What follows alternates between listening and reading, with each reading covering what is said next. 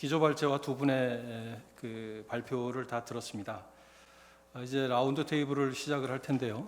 그럼 바로 이어서 우리 사회 원로와 또 각계 전문가분들의 고견을 듣는 시간을 갖도록 하겠습니다. 네, 그럼 김 의원님 먼저 하시죠. 네. 뭐 평소 자주 듣던 분들의 발제라 별로 그렇게 이의를 제기할 게 없고 대체로 이제 공감을 하는데, 지금 언론에서도 그렇고 오늘 두 분 발제하신 분도 그렇고 이번 총선의 결과가 우리 사회 주류가 보수에서 진보로 바뀌었다 이런 얘기를 많이 하는데 틀린 얘기는 아닙니다. 근데 이제 남한이라는 그 울타리 안에서 보면 그렇지만 저는 우리 한반도 전체, 한민족 전체를 이렇게 놓고 얘기하면은 중도화돼 가고 있다. 저는 이렇게 말씀을 드리고 싶어요.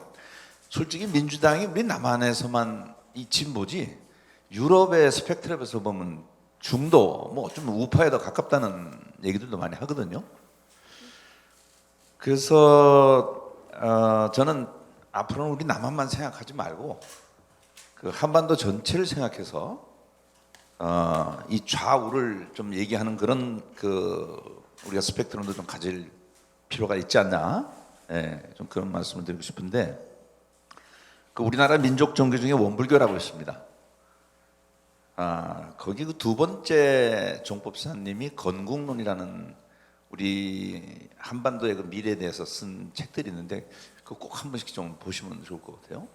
거기 이제 그런 얘기가 있어요. 거기 이제 6.25 전후에 쓴 얘기랑 지금 세계가 공산주의, 자본주의 이렇게 큰 두 세력으로 있지만 머지않은 시대에 이게 중정, 가운데 중자에다 발을 정자, 중정으로 가게 될 거다라고 이제 이런 예언 비슷하게 말씀을 하시는데, 지금 우리가 지금 그렇게 가고 있는 것이 아닌가, 그런 생각이 들어요. 물론 이제 아까 우리 조한범 교수도 말씀하셨지만 그 세계는 진작 냉전 체제가 무너졌지만 우리 한반도는 아주 지금까지도 이 냉전 구도가 상당히 남아 있습니다. 제가 이번 강남 선거에서 이걸 뼈저리게 느꼈는데, 우리 딸이 압구정동에서 팻말을 들고 우리 아빠 믿어주세요 하고 이렇게 선거운동을 하는데, 그 압구정동 아파트 어떤 아줌마가 우리 딸 귀에다 대고 야, 네 아빠는 절대 안 돼 그랬다는 거예요. 그래서 우리 딸이 왜 우리 아빠가 안 돼요? 그랬더니 야, 민주당은 빨갱이잖아. 뭐 민주당이 이기면은 대한민국 공산당 되는데 되겠어? 이러는 거예요. 그래서 우리 딸이 화가 나서 기호 2번 후보는 원래 더 빨갱이였잖아요 하고 이제 말싸움을 하다가 그쳤는데, 그 아줌마뿐만 아니라 저는 이번에 가서 더 좀 절실히 느낀 게, 저희 이제 학교 선배 한 분이 거기 한양 아파트 주민 대표예요. 그래서 사회적으로도 굉장히 경력이 좋으신 분인데 저한테 이런 얘기를 하는 거예요. 근데 인물로 보면 당신 찍고 싶다. 그러나 지금 민주당이 180석 된다고 그러는데 자유민주주의를 추구하는 나로서는 이 우리 사회가 사회주의로 가는 건 도저히는 용납을 못하겠다. 그러니까 나름의 애국심에서 그렇게 그런 얘기를 하시더라고요. 그러니까 우리 사회에 아직도 상당히 많은 분들이 민주당이 잡으면은 우리 사회가 사회주의 된다, 심지어 뭐 공산당 된다, 이런 식의 사고를 하시는 분들이 굉장히 많다는 거죠. 그러니까 이번 강남 선거는 강북 선거하고 완전히 거꾸로 그런 바람이 불면서 그냥 완전히 이제 민주당이 패했죠. 대구도 그랬다는 거예요. 대구도 얘기도 김부겸 의원한테 얘기 들어보니까 마지막에 민주당 찍으면 공산당 된다 이런 얘기들이 상당히 대구 시민들 사이에 먹혀들더라. 물론 거기 이제 지역 감정도 있습니다만은. 근데 이번 투표 결과 보면 민주당이 뭐 180석 이렇게 얘기는 하지만 사실 득표율로 보면은 민주당이 한 49%, 그다음에 통합당이 41%. 그러니까 사실 이게 큰 표 차이가 아니에요. 그러니까 아직도 우리 사회 한 40% 정도의 사람들이 민주당은 좀 위험한 세력, 이런 인식, 냉전적 사고를 여전히 갖고 있다는 거죠. 법윤 스님의 그 통일관을 아주 추종하는 사람 중에 한 사람인데, 그 중에 그 핵심이 남북 평화, 화해가 되기 위해서 우리 남한 사회 진보 보수가 화해해야 된다. 이것이 먼저 선결되지 않으면은 남북 화해 어렵다. 그거 항상 주장하시잖아요. 근데 아직까지도 이 문제는 해결되지 않았어요. 그래서 민주당이 이제는 이 해야 될 가치가 보수하고 싸우려고 하지 말고 이념적으로 진정한 중도를 추구해라. 진정한 중도라는 것은 사실 뭐 좌와 우 딱 가운데 있는 것만을 얘기하지는 않습니다. 그러니까 이 좌우가 서로 적대감을 갖지 않고 경직되지 않도록 하는 그런 그 진정한 의미의 중도적 자세를 민주당이 앞으로 끌고 가야지 우리 남쪽의 정치도 그렇고 남북 관계도 그렇고 그 민주당이 좀 제대로 끌고 갈 수 있지 않느냐. 그래서 아까 새로운 질서 말씀하셨는데 민주당이 다수 정당으로서 앞으로 남북 관계 그리고 정치 전반에서 끌고 가야 될 그런 새로운 질서는 그 진정한 의미에서의 그 중도다. 이제 그 코로나 얘기하셨기 때문에 저는 뭐 코로나가 준 뭐 여러 가지 교훈이 있는데 그 중에 하나는 이 세상의 모든 것이 다 하나로 연결되어 있다. 이게 사실 뭐 불교의 연기론 뭐 이런 거 아닙니까? 그래서 이 우리 모두가 함께하지 않으면 우리 다 같이 무너진다. 그래서 이 지구 생물권 자체가 하나의 공동체를 이룬다는 것을 다시 한번 뼈저리게 가르쳐준 게 이제 이 코로나 사태의 교훈인데 방금 얘기했던 저는 중도의 가치가 바로 이 생태적 세계관의 가치와 저는 일맥상통한다고 봐요. 그래서 우리나라의 이제 그 정치 전반도 그렇지만 남북 관계도 그렇고 외교도 그렇고 이런 생태적 세계관을 우리가 좀 더 끌고 가야 된다. 그래서 그동안에 이제 우리는 뭐 미국이냐 중국이냐 뭐 친일이냐 발이냐 이렇게 선택적으로 이런 걸 좀 많이 강요받고 우리 스스로 좀 그런 경향이 있는데 여기서 좀 벗어나서 이 모든 것이 다 아울러서 다 필요한 세력이다라는 그걸 좀 인정을 하는 이런 좀 생태적 세계관 또 중도적 세계관을 우리 대한민국의 새로운 질서 또 새로운 외교 방향으로 갖고 가야 되는 것이 아닌가. 그래서 그 남기정 교수님께서 미들웨이 디플로머시 뭐 중경국 외교 하셨는데 저는 똑같은 MD 미들웨이 디플로머시 해야 된다. 이 중도적 외교를 펼쳐나가야 된다. 그리고 남북 관계도 마찬가지고 이 정도로만 말씀드리겠습니다. 이상입니다. 네, 감사합니다. 이번 선거에서 참 굉장히 힘드신 선거를 치르셨는데 아주 공감되는 말씀 감사드립니다. 사실 코로나가 뭐 미국 편도 아니고 중국 편도 아니고 민주당 편도 아니고 통합당 편도 아닌 뭐 이런 상황에서 보수 진보가 같이 협력할 공간은 훨씬 더 예전보다 커졌다고 생각합니다. 다음 말씀 주실 분. 네, 김 원장님. 저는 국제정치학자니까 아마도 남기정 박사님 발제하고 많이 관련이 되어 있을 것 같은데요. 코로나가 돌연변이냐 아니면 촉매냐 논의부터 시작해야 된다고 저는 생각합니다. 저는 전적으로 촉매라고 생각하지 돌연변이라고 생각하지 않습니다. 특히 국제질서와 관련해서는 이미 전조현상들이 꽤 많았습니다. 그걸 일종의 시스템 붕괴와도 관련이 있다고 저는 생각하고 이것이 보통 말하는 뉴노멀하고도 관계가 있는 것인데요. 그럼 어디서부터 시작됐냐면 결국 이건 국제정치에서는 미국이 지배하는 패권 질서가 절정이 언제였냐면 저는 1990년대라고 생각합니다. 소련과 사회주의가 붕괴가 되고 전 세계가 시장으로 통합이 되고 서구적 민주주의가 꽃을 피웠고 그것이 아랍과 중동까지도 연결시키는 그야말로 전성기를 보내고 근데 그때 전성기에서 표시하던 말이 바로 세계화였습니다. 소위 말하는 자유주의 질서의 꽃이 세계 물론 거기에는 많은 진보학자들이나 좌파에서 문제점을 지적했지만 대부분의 시스템에서 수용하는 상식적인 것이 세계화였고 이 세계화는 여러분들이 말씀을 하셨지만 연결이고 커넥션입니다. 그러니까 국경을 넘는 것이고 사람들이 동화되는 것인데 참 신기한 것은 그것이 사실 감염병이 세계화를 타고 퍼졌다는 겁니다. 보시면 네 가지 정도를 크게 보면 이미 시스템이 무너지고 있었는데요. 이 시스템은 미국의 패권 질서의 시스템은 많은 국가들에 의해서 수용됐던 가장 큰 이유는 세 가지 중요한 가치가 있었기 때문입니다. 하나는 자유민주주의고요. 두 번째는 자유무역입니다. 자본주의라고 할 수 있죠. 일단 번영을 시장이죠. 번영을 가져다 주는 것이고요. 세 번째는 팍스 아메리카나입니다. 그러니까 미국이 지배하는 질서가 상당히 안정성을 구하는 겁니다. 근데 이 세 가지가 90년대를 지나면서 조금씩 무너지기 시작했습니다. 아시다시피 9.11이 하나의 중요한 짱돌이고요. 표현하자면 이벤트적으로 굉장히 큰 영향을 끼쳤습니다.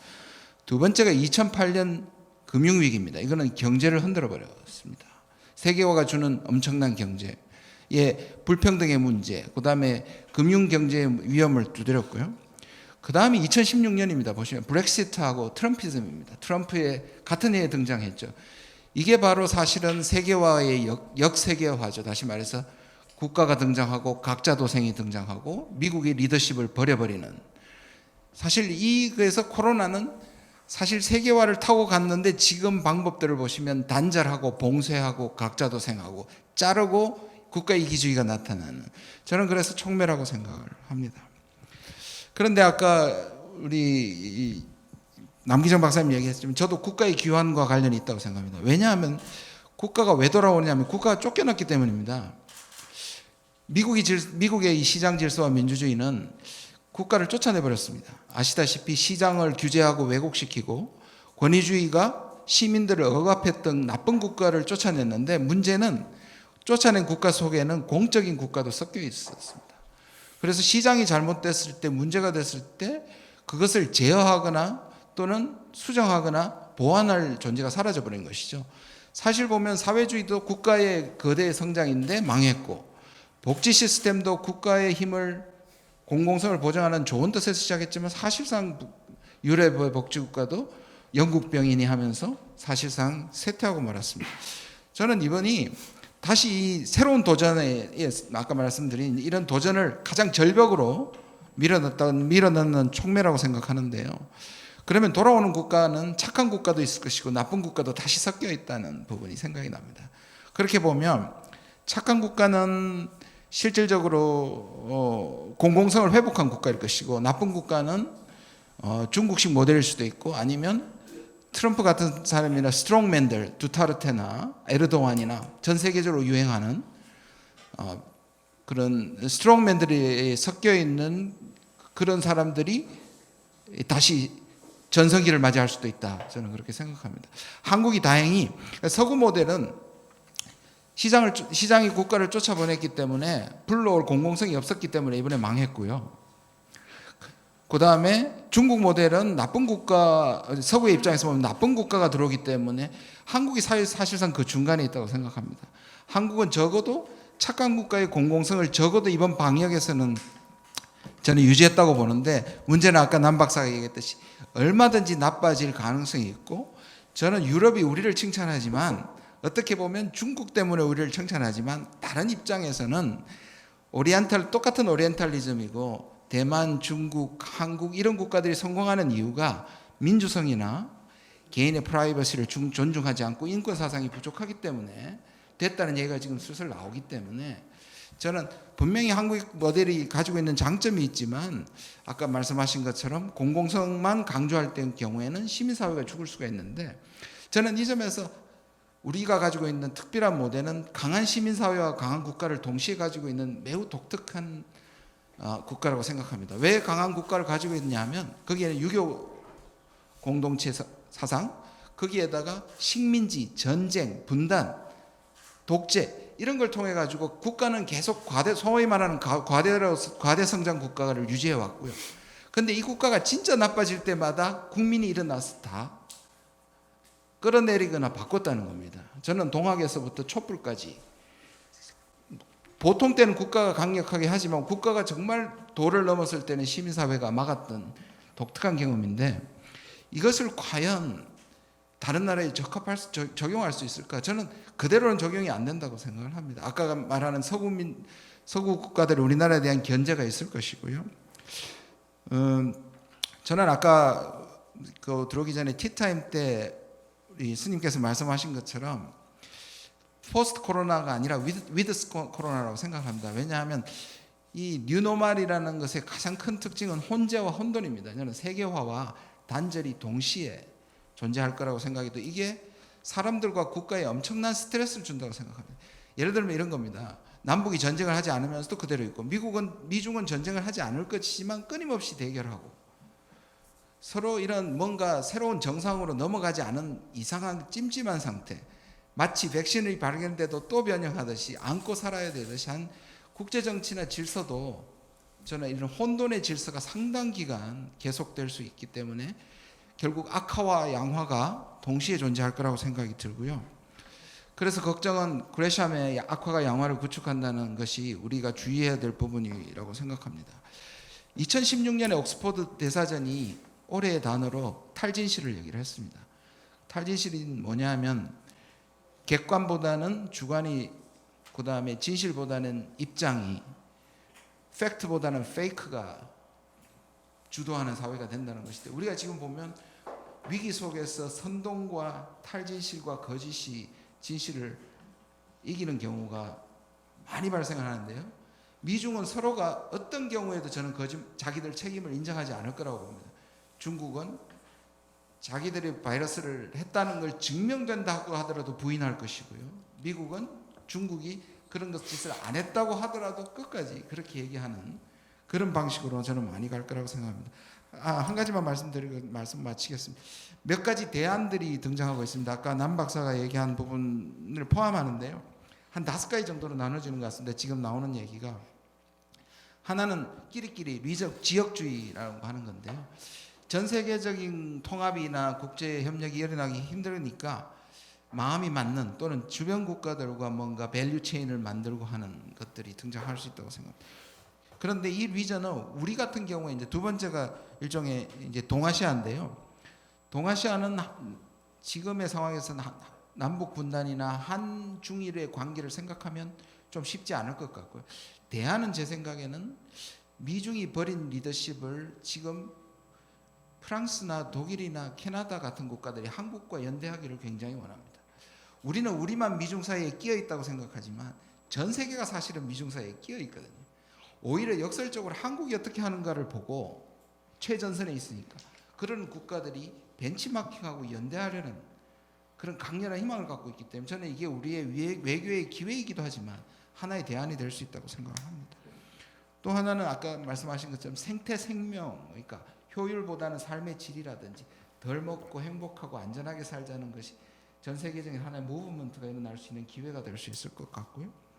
그 다음에 또 하나는 빌 게이츠 같은 사람들이 등장해서 공공재를 만드는 것도 하나의 대안이라고 봅니다. 그러니까 깨어있는 NGO나 자선 사업가들이 연대해서 백신을 개발한다든지 이것도 하나의 대안으로 생각할 수 있고, 마지막으로는 말씀하신 남북관계에 있다고 저는 생각합니다. 우리에게 주어진 남북관계는 우리에게 취약점이기도 하지만 이런 부분의 하나의 대안에, 전체의 대안은 못 되겠지만 한국 사회에 절사할 수 있는 어떤 대안이 있다고 생각하고요. 저는 우리 조한범 박사님 말씀하신 것처럼 우리에게 기회가 온 것이고 이것이 코로나 위기의 결과로서 상당한 기회를 줬지만 저도 이게 굉장히 얇고 단기적일 수 있다, 놓칠 수 있는 가능성은 얼마든지 있다고 생각합니다. 네, 감사합니다. 그 혼돈의 질서에 대해서 설명을 해주셨고 그 와중에 중견국 간의 연대, 또 그 속에서 한국의 어떤 기회, 이런 것들을 말씀해 주셨습니다. 우 박사님. 네. 이제 다른 분들 하는 얘기랑 언론 얘기랑 많이 다를 텐데요. 저는 개인적으로 올해 12월까지는 이제 코로나 얘기 안 하기로 딱 마음을 먹었거든요. 왜냐하면 이게 그냥 학자로서 그 분석하는 사람이 하는 얘기인데 지금 하는 얘기를 맞다 틀리다라고 할 이유가 전혀 없더라고요. 그러니까 이게 지금 이 상태로 아마 내년 12월까지는 아마 이렇게 갈 확률이 되게 높아요. 그래서 패턴 분석하는 사이클을 보면은 그러니까 싱가포르 경우부터 이제 그런 연구를 하는데요. 계속 이렇게 올라갔다 내려갔다 이렇게 하는데 세컨 웨이브가 있는 9월, 12월에 피크 굉장히 큰 웨이브가 나올지 아니면 내년 봄에 나올지 이런 거고, 이게 내년까지 끝난다고 얘기하는 학자는 못 봤어요. 그러니까 아마 이 상태로 좀 이게 갈 거예요. 갈 거고, 내년이라고 하는 것도 사실은 후년이라고 하면 너무 무섭기 때문에 내년이라고 하는 겁니다. 그냥 그러니까 내년이면 끝난다는 아무 근거도 없어요. 그리고 뭐가 나오지 않겠냐라고 하면은 치료제는 조금 먼저 나올 가능성이 있는데 지금까지 후보로 나온 치료제는 타미플루나 이런 거에 비하면은 굉장히 좀 약한 거예요. 그리고 백신은 개발될 확률이 내년까지라고 해도 굉장히 낮고, 그 다음에 우리가 맞을 수 있는 가능성은 매우 희박할 거거든요. 그러니까 내년까지는 이렇게 간다라고 보는 게 이제 일반적으로 학자들이 보는 방식이고요. 그냥 코로나가 이게 초반에 보여준 특징을 제가 정리하면 세 가지 정도 되는 것 같더라고요. 좀 김준환 선생님 말씀하신 거랑 뭐 많이 연결될 건데, 그 국가가 다시 돌아오더라고요. 그 전까지는 시장이 되게 중요하고 국가는 뭐 한 얘기지라고 했는데 방역 단위가 국가이기 때문에요. 어느 나라에 사느냐가 지금 우리의 운명에 많은 영향을 미쳤고, 그래서 국가가 지금 안 중요하다고 하는 사람은 없는 것 같아요. 그러니까 이를테면 한국에 있으면 조금 좀 편안하게 이렇게 있는데 만약 다른 나라에 있으면 매우 지금 힘들었을 거고, 그래서 국가가 굉장히 중요한 단위로 들어오게 된 것 같고요. 총선과 관련해서 이렇게 보면은 당연한 결론인데요. 정치가 부상한 것 같아요. 왜냐하면 국가를 움직이는 거는 정치니까 정치가 굉장히 중요한 측면으로 와서, 그전에는 또 직전까지만 해도 정치를 사람들이 그냥 희화하고 놀렸어요. 그러니까 정치인들이 나쁜 놈들이고 뭐 쟤들이 뭘 해도 못할 거야라고 했는데, 국가 단위로 지금 방역이 이루어지는데 국가를 움직이는 것이 정치다 보니까 정치에 관심이 좀 많이 간 거거든요. 그래서 그 어느 때보다 정치에 관심이 높은 때고, 마침 그때 총선이 있었죠. 총선이 있었는데 또 한국의 보수가 마침 바이러스를 전혀 이해를 못하는 것처럼 보였어요. 그러니까 중국을 왜 안 막았냐라고 얘기를 하는데 일견 일리 있는데 중국은 막는다고 될 일이 아니고, 그 얘기만 몇 달을 하니까 이제 국민들한테는 쟤네는 바이러스 모르는 것 같다라고 해서 아마 그런 일이 벌어진 것 같고요. 비슷한 정치를 제가 예전에 시카고하고 그 미국의 5대5 그 중산층대 있는 그쪽을 분석하다 보니까 전혀 안 맞아요. 그러니까 무슨 민주당이 하다가 무슨 흐름이 있어서 공화당 이게 아니고 막 제각각 나와요. 그래서 물어보니까 눈을 잘 치우는 시장이 오래 했다는 거예요. 시장에 눈을 못 치우면은 다음 발이 잘리고, 눈 바로 잘 치우는 시장이 있으면 뭐 상관없이 그쪽은 오래 했대요. 그러니까 지금 우리나라 정치가 아마 그럴 것 같아요. 그러니까 이게 뭔가 눈을 치우는 것처럼 방역 좀 잘 하면은 좀 확 줬다가 이거 좀 아닌 것 같아 그러면은 이게 너눈 못 치웠어 그럼 나가, 이런 정치로 갈 것 같아요. 그래서 지금 눈을 진짜 잘 치웠느냐는 거는 아직은 모르겠고요. 그다음에 또 하나가 영어를 써서 죄송한데 로컬의 전면화 같은 현상이 벌어진 것 같아요. 그러니까 그러니까 우리 흔히 지자체라고 부르기도 하고 풀뿌리 민주주의라고 했는데, 말만 그렇게 하고 뭐 지방 뭐 끄라고 막 그랬던 우린 그랬는데, 방역의 주체는 국가지만 방역이 움직이고 경제가 움직이는 그 현장이 로컬이다 보니까 로컬이 무지하게 중요해진 거거든요. 저도 요번에 그런 생각이 들었어요. 그 뉴욕 주지사가 뭐 누군지 모르고 살았는데, 이게 저도 매일 밤 1시면 쿠오모 매일매일 하는 그런 쿠오모 특강이라고 보거든요. 동경도지사가 여성인지 아닌지 우리 딱 놀랐는데 지금은 다 알죠. 심지어 한국에서 죄송한 말씀이지만 대구시장이 누군지 저도 진짜 몰랐거든요. 근데 지금 대구시장이 누군지 다 알잖아요. 그거는 이전에는 그게 중요하다고 얘기를 했지, 말만 그랬지 이게 하나도 의미가 없으니까 그냥 알 필요도 없다고. 그리고 하남시장 누군지 우리 다 몰랐는데 지금은 그게 다 중요하게 된 거거든요. 그러니까 이게 기본적으로 코로나가 형성시킨 그런 추세인 것 같고요. 이거는 강화될 것 같아요. 그러니까 지금도 이제 제가 프랑스 방송이나 뭐 BBC나 다 보면은 대통령 특히 이제 영국 같은 게 BBC 보면은 수상이 이렇게 한번 코로나라고 실려 갔다 온 다음부터는 잘 보여주지도 않고요. 맨날 어느 주 누가 했다 그런 거 위주로 나가고, 미국도 지금 뭐 플로리다를 어떻게 했고 이게 주별로 얘기를 하잖아요. 그거는 아마 실체가 될 것 같아요. 그래서 이런 특징에 의해서 우리가 갈 것 같다라는 그런 생각은 드는데, 결국은 기한이 제일 큰 것 같다는 생각이 듭니다. 그러니까 성경에 보면 왜 먼저 간 자 나중 되리라 뭐 그런 거 있잖아요.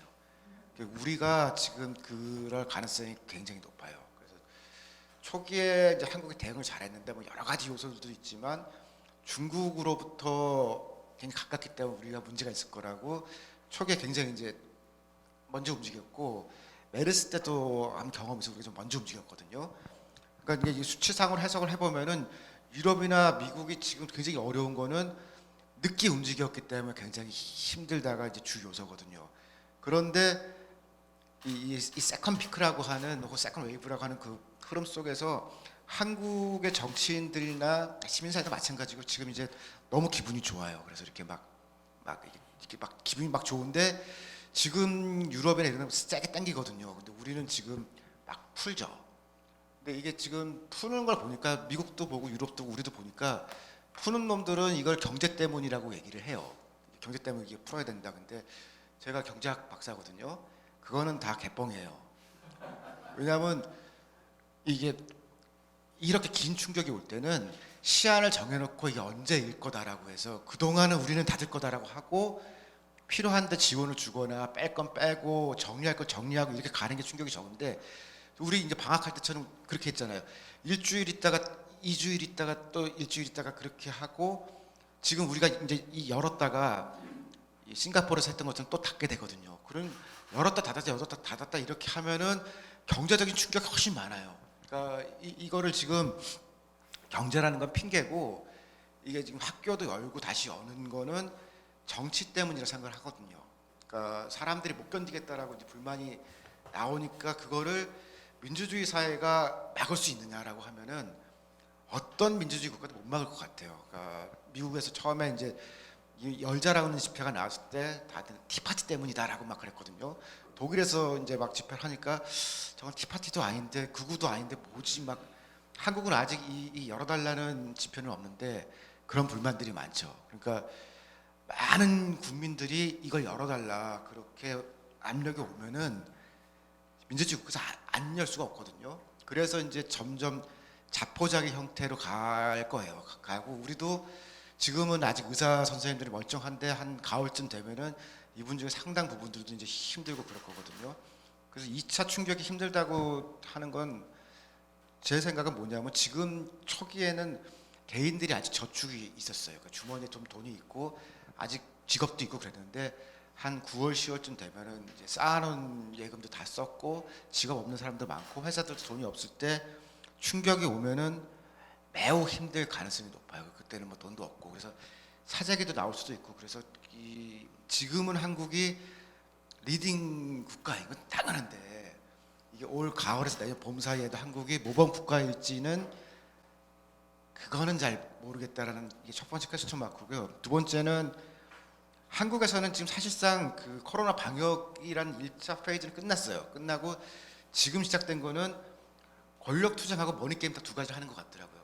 그래서 권력 투쟁이라는 거는 흔히 저희가 이제 재난자본주의라고 표현을 합니다. 나오미 클라인이 이제 그 허리케인 캐트리나가 왔을 때 보니까 캐트리나를 핑계를 대고선 그 헤리티지 재단 같은 데서 이 친시장 조치를 그대로 하더라. 그래서 이게 그 이제 재난 디제스터 캐피탈리즘이라고 그렇게 부르거든요. 우리도 IMF 때 보니까 이 IMF라는 그런 재난을 핑계로 그냥 공무원들 하고 싶었던 거 그냥 하더라고요. 하고서 IMF를 위해서라고 하는데 나중에 그 IMF가 우리한테 제시한 그 보고 좀 보자라고 했더니 없다는 거예요. 그 IMF는 좀 합리적으로 해라. 뭐 이렇게 되게 일반적인 거 썼는데 그걸 근거로 이제 막 이상한 제들 막 넣었죠.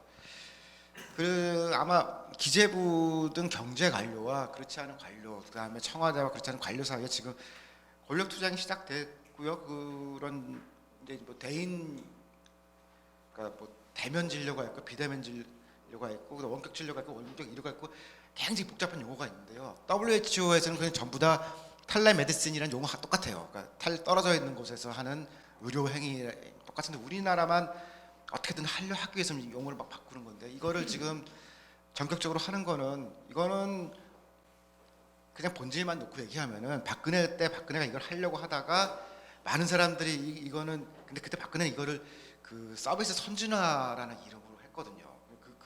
똑같은 거 지금 하는 건데 지금은 이제 맞다는 아니고요. 그때는 나쁜 거고 지금은 나쁜 건데 그냥 박근혜 때는 못했고 지금 하는 거니까 지금 정부에서 추진하는 많은 것들은 하고 싶었던 거예요. 그 하고 싶었던 건데 지금 이제 코로나 때문에 공론을 안 해도 되니까 그냥 할 거고 그래서 한편으로는 이제 권력 투쟁이 굉장히 심화되는 순간인데 제가 가슴이 아픈 거는 시민단체가 지금 이 여력이 없어요. 그러니까 여러 가지 이유로 지금 잘 못 움직이고 그러니까 그냥 방어할 힘이 없는 상태로 갑니다. 또 하나는 이제 머니 게임이라고 하는 거는 이제 백신이든 치료제든 이렇게 있다고 그러면 이제 주식이 잠깐 올라가거든요. 올라갔는데 며칠 후에 근데 그 항체율이 뭐 20%밖에 안 된다. 막 다시 내려갈 거예요. 근데 주식 시장이나 이런 데는 돈이 오르든 내리든 변화만 생기면 돈을 벌거든요.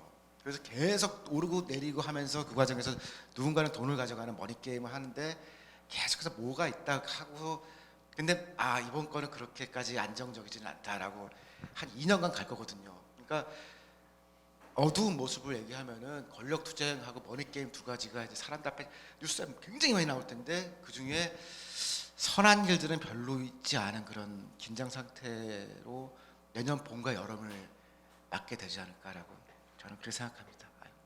길어졌습니다. 네, 감사합니다. 그 코로나 사태를 국면 이제 그 나눠서 그 현상들을 아주 재미있게 설명해 주셨는데요.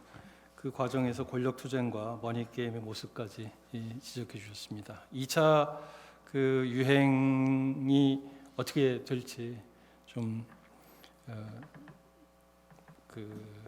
많은 사람들이 거기에 어떻게 대비해야 될지 그런 것들도 좀 이어서 토론이 됐으면 좋겠습니다.